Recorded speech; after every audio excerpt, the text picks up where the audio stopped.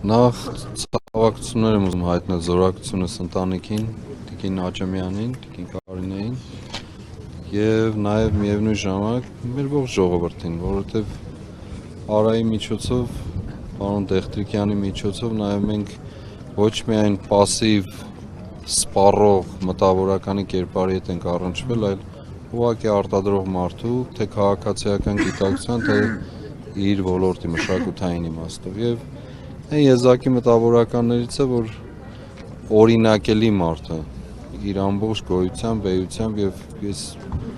ուղղակի տեսել եմ իրեն այն ամբողջ տառապանքի մեջ, մեր այս ժամանակաշրջանի տառապանքի մեջ, որպես այդ բոլորի կրողը, այդ ցավը եւ միգուցե նաեւ այդ շատ մեծ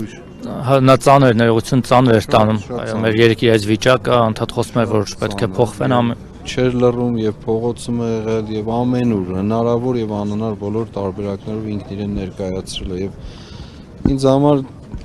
արժեք դավանող եւ արժեք դավանող մարդու ուղղակիորեն հրապարակային կերպով այդ բոլորը արտահայտելու կերպարն է պարոն Դեղտրիկյանը։ Շնորհակալ։ Հոգին լույսերի մեջ պահի։